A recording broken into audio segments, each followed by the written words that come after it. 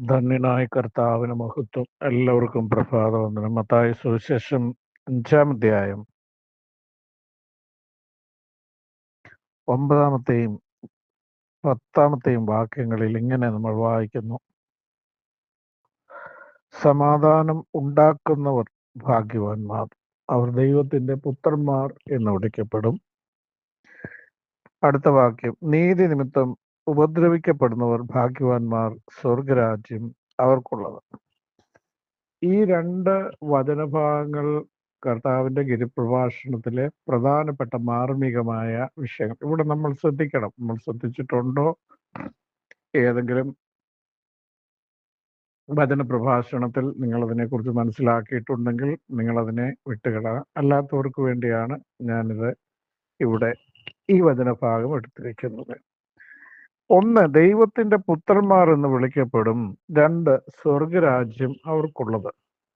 എന്താണ് ദൈവത്തിന്റെ പൈതലെ? സ്വർഗരാജ്യം അവർക്കുള്ളത് എന്ന് പറഞ്ഞാൽ നമ്മൾ സിയോൻ എന്ന് പറയുന്നു. സ്വർഗരാജ്യം അവർക്കുള്ളത്. അടുത്തത് ദൈവത്തിന്റെ പുത്രന്മാർ എന്ന് പറഞ്ഞാൽ ദൈവമക്കൾ എന്ന് വിളിക്കപ്പെടും. അപ്പോൾ രക്ഷിക്കപ്പെടണ്ടയോ, സ്നാനപ്പെടണ്ടയോ, അപ്പോസ്തലിക ഉപദേശങ്ങൾ അനുസരിച്ച് ജീവിക്കണ്ടയോ? വേണം. അതിനെതിരല്ല. ഇവിടെ പരിശുദ്ധാത്മാവ് പിന്നെ എന്താണ് അവിടെ പറയുന്നത്? രക്ഷിക്കപ്പെടുക, സ്നാനപ്പെടുക, അപ്പോസ്തലിക ഉപദേശങ്ങൾ കൈക്കൊള്ളുക. അതിനുശേഷം നമ്മുടെ ജീവിതത്തിൽ നമ്മൾ അനുവർത്തിക്കേണ്ട ചില പ്രത്യേക നിയമങ്ങളാണ്. എന്ന് പറഞ്ഞാൽ നമ്മൾ സമാധാനം ഉണ്ടാക്കുന്നവരും നീതിക്ക് വേണ്ടി ഉപദ്രവം സഹിക്കുന്നവരും ആയിത്തീരണമെന്നാണ് പറയുന്നത്. നമുക്കറിയാം, പല കുടുംബങ്ങളിൽ ഇന്ന് ദീർഘവർഷങ്ങൾ ദൈവിക ശുശ്രൂഷയിലായിരുന്ന ഒരു വ്യക്തിയായിരുന്നത് കൊണ്ടും ആ കൂട്ടത്തിൽ തന്നെ കൗൺസിലിംഗ് എൻ്റെ ഒരു പ്രൊഫഷൻ ആയിരുന്നതുകൊണ്ടും ഒരുപാട് കുടുംബങ്ങളിലെ അത് യൗവനക്കാരായിരിക്കുന്ന കുടുംബജീവിതത്തിലുള്ളവരാകട്ടെ, പ്രായമുള്ളവരാകട്ടെ, അവിടെ സ്ത്രീയുടെയും പുരുഷന്റെയും ജീവിതം പരിശോധിക്കുമ്പോൾ ഒരുപാട് വിഷയങ്ങളാണ് അവർ അഭിമുഖീകരിച്ചുകൊണ്ടിരിക്കുന്നത് ഓരോ കുടുംബജീവിതത്തിൽ. പുറമേ നോക്കുമ്പോൾ, ആലയത്തിൽ വരുമ്പോൾ അവരെ നോക്കുന്നവർക്കൊന്നും തന്നെ മനസ്സിലാകുകയില്ല. വളരെ ശാന്തമായ മുഖഭാവം, വളരെ സ്നേഹത്തോടെയുള്ള ഇടപാടുകൾ. പക്ഷെ വീടിനുള്ളിലേക്ക് കയറി കഴിഞ്ഞാൽ പരസ്പരമുള്ളവരുടെ പെരുമാറ്റം ആരോട് പറഞ്ഞാൽ ഒരു വിശ്വസിക്കുകയില്ല. അത്തരത്തിലുള്ള അവരുടെ ഭവനങ്ങൾ അവർക്ക് എന്താണ്? നരകതുല്യമായ ജീവിതമാണ് സമ്മാനിക്കുന്നത്. ഭവനം വിട്ടാലോ അവരെ പോലെ വിശുദ്ധരില്ല. നിങ്ങളും ഉണ്ടാകാം, ഞാനും ഉണ്ടാകാം, ആരും ഈ ഒരു വിഷയത്തിൽ അകപ്പെട്ടവരാകാം. അപ്പോൾ ഇവിടെ കർത്താവ് പറയുന്നതിന്റെ കാര്യം എന്താണ്? നീ എന്റെ പൈതലായി തീർന്നു. എങ്ങനെ നീ പൈതലായി തീർന്നു? 2 തരത്തിലാണ് പൈതലായി തീർന്നത്. 2 തരത്തിൽ. ഒന്ന്, നീ അടിസ്ഥാനപരമായി ദൈവിക അപ്പോസ്തോലിക കൽപ്പനകൾ അനുസരിച്ച് കഴിയുമ്പോൾ നീ എന്റെ പൈതലാകും. പിന്നെ നീ എന്റെ മകനാണെന്നുള്ളത്, മകളാണെന്നുള്ളത് തെളിയിക്കേണ്ടത് നിന്റെ ജീവിതം കൊണ്ടാ. അപ്പോസ്തോലിക കൽപ്പനകൾ അനുസരിച്ച് രക്ഷിക്കപ്പെടുകയും സ്നാനപ്പെടുകയും ചെയ്തത് കൊണ്ട് മാത്രം നമ്മൾ ആരായിത്തീരുന്നില്ല. അവിടെ നമ്മുടെ ജീവിതം തുടങ്ങുകയാ ദൈവത്തിന്റെ പൈതലേ. പിന്നത്തേതിലാണ് നമ്മൾ ഈ പോർക്കളത്തിലേക്ക് ഇറങ്ങിച്ചെല്ലുമ്പോൾ അനവധി അനവധി അനവധി പ്രശ്നം, ശരീരത്തിന്റെയും മനസ്സിന്റെ അനവധി. അതാണ് കർത്താവ് പറഞ്ഞത്, സമാധാനം ഉണ്ടാക്കുന്നവർ ഭാഗ്യവാന്മാർ, അവർ ദൈവത്തിന്റെ പുത്രന്മാർ എന്ന് വിളിക്കപ്പെടും. അപ്പോൾ ആ പുത്രത്വത്തിന്റെ അവകാശം നിന്നിൽ നീ നിലനിർത്തിക്കൊണ്ട് പോകണമെങ്കിൽ നീ ആയിരിക്കുന്നിടത്ത് നീ എന്ത് ചെയ്യണം? സമാധാനം ഉണ്ടാക്കുന്ന ഒരു വ്യക്തിയായിരിക്കാം. ചില സമയങ്ങളിൽ ചെങ്കടലിന് മുമ്പ് മോശയായിരിക്കുന്ന വസ്തുതയൊന്നും നോക്കും. മോശയ്ക്ക് ഒരു വാക്ക് പറയാൻ അവിടെ കഴിയുന്നില്ല, നിലവിളിക്കാനല്ലാതെ.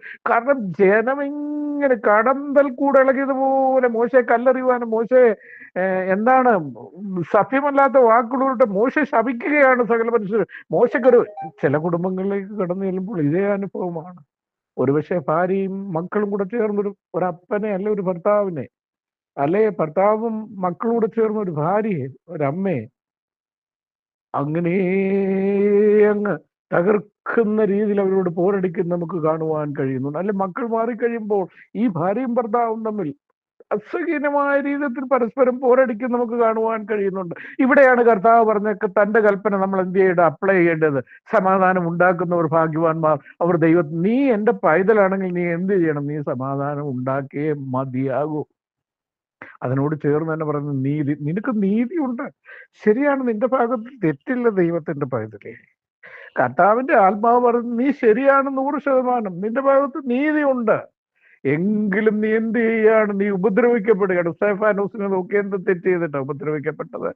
കല്ലേറ് കൊണ്ടത്. ആ കല്ലേറ്, ഓരോ കല്ലേറുകളും കൊള്ളുമ്പോൾ ഉയരങ്ങളിലേക്ക് കണ്ണുകൾ ഒരു മുഖത്തിന് പ്രകാശം കൂടുകയും ചെയ്തതല്ലാതെ അയ്യോ എനിക്ക് നീതിയുണ്ടേ, എന്നെ കല്ലെറിയല്ലേ, എന്നെ കൊല്ലല്ലേ എന്നൊന്നും ആര് പറഞ്ഞില്ല. അതാണ് യഥാർത്ഥ ദൈവ പൈതൽ. ഇതൊക്കെ അപ്ലൈ ചെയ്യുവാൻ വളരെ പാടാണ്. പക്ഷെ നമ്മൾ അപ്ലൈ ചെയ്തേ നമ്മുടെ ജീവിതത്തിൽ നമ്മൾ ഇത് എന്ത് ചെയ്യണം, നമ്മളിത് പ്രാപിച്ചെടുക്കുകയും നമ്മുടെ ജീവിതത്തിൽ ഇത് അനുവർത്തിക്കുകയും ചെയ്യണമെന്ന് പരിശുദ്ധാത്മാവ് ആഗ്രഹിക്കുന്നത്. എങ്കിൽ മാത്രമേ പുത്രത്വത്തെ നമുക്ക് നിലനിർത്തി കൊണ്ടുപോകാൻ പറ്റും. അതാണ് കർത്താവ് പറഞ്ഞതിൽ അവിടെ കർത്താവ് പറഞ്ഞതിന്റെ സത്യമായ മർമ്മമായ സ്വർഗത്തിന്റെ വലിയ സമാധാനം ഉണ്ടാക്കുന്നവർ ഭാഗ്യപ്പെട്ട ദൈവത്തിന്റെ പുത്രന്മാർ എന്ന് വിളിക്കപ്പെടും. നീതി നിമിത്തം ഉപദ്രവിക്കപ്പെടുന്നവർ ഭാഗ്യവാന്മാർ, സ്വർഗരാജ്യം അവർക്കുള്ളതാണ് കേട്ടോ. അല്ലാതെ നമ്മൾ പോയി കലക്കവെള്ളത്തിൽ മുങ്ങിയെന്ന് പറഞ്ഞ് നമുക്ക് എന്ത് അങ്ങോട്ട് കിട്ടുന്നില്ല. നമ്മൾ ഈ പറയുന്ന പരിശുദ്ധമായ ഇടത്തേക്ക് അബ്രഹാമിന്റെ മടിയിലേക്കൊന്നും ദൈവം നമ്മളെ കയറ്റിക്കൊണ്ടു പോകുന്നില്ല. മറിച്ച് നമ്മുടെ ഭൂമിയിൽ നമ്മൾ ആയിരിക്കുമ്പോൾ ഓരോ ദിവസവും നമ്മൾ സമാധാനം ഉണ്ടാക്കുന്നവരും നീതി നിമിത്തം ഉപദ്രവിക്കപ്പെട്ടാൽ പോലും നിശബ്ദമായി അത് സഹിച്ച് മുന്നോട്ട് പോകണം. എങ്കിൽ മാത്രമേ കർത്താവിന്റെ നാമം നമ്മുടെ കുടുംബങ്ങളിലാകട്ടെ, നമ്മുടെ സമൂഹത്തിലാകട്ടെ, നമ്മുടെ സഭകളിലാകട്ടെ, നിങ്ങൾ ജോലി ചെയ്യുന്ന ഇടങ്ങളിലാകട്ടെ, എവിടെയായാലും എന്ത് ചെയ്യുള്ളൂ, ദൈവത്തിന്റെ നാമം മഹത്വപ്പെടണമെങ്കിൽ നീ സമാധാനം ഉണ്ടാക്കുന്ന വ്യക്തിയും നീതി നിനക്ക് ലഭിച്ചില്ലെങ്കിൽ പോലും നീ എന്ത് ചെയ്യേണ്ടിയിരിക്കുന്നു, നീ സ്വർഗരാജ്യത്തിന് അവകാശിയാണെന്ന് കണ്ട് നിശബ്ദമായി. ഒരു കാര്യം ഞാൻ നിങ്ങളോട്, എൻ്റെ ജീവിതത്തിന് നമുക്ക് നീതി ലഭിക്കാത്ത ഒരു ഇടമുണ്ടെങ്കിൽ എന്ത് ചെയ്യണം, നമ്മൾ പിന്നെ ഒത്തിരി അവിടെ നിൽക്കരുത്, നമ്മൾ മാറിയേക്കണം അവിടുന്ന്. അപ്പോൾ ചോദിക്കും, ഭവനത്തിൽ നിന്ന്, ഭാര്യയിൽ നിന്നല്ല ഭർത്താവിൽ നിന്ന് എങ്ങനെ മാറി നിൽക്കുവാൻ? അതല്ല ഞാൻ ഉദ്ദേശിക്കുന്നത്.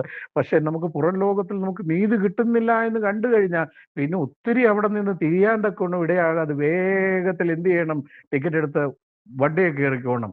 അപ്പോൾ നമുക്ക് കൂടുതൽ അപമാനവും അനീതിയും നമുക്ക് അനുഭവിക്കേണ്ടി വരും. അപ്പോൾ നീതി നിമിത്തം നീ ദുഃഖം അനുഭവിക്കുന്നുണ്ടെങ്കിൽ, നീ പീഡിപ്പിക്കപ്പെടുന്നുണ്ടെങ്കിൽ അതിന്റെ കാരണം എന്താണെന്ന് അറിയാമോ? സ്വർഗരാജ്യം നിനക്കുള്ളത് കൊണ്ടാണ്. നീ സമാധാനം ഉണ്ടാക്കുന്ന ഒരു വ്യക്തിയാണോ? എന്താണ് നീ സമാധാനം? നീ ദൈവത്തിന്റെ പൈതൽ.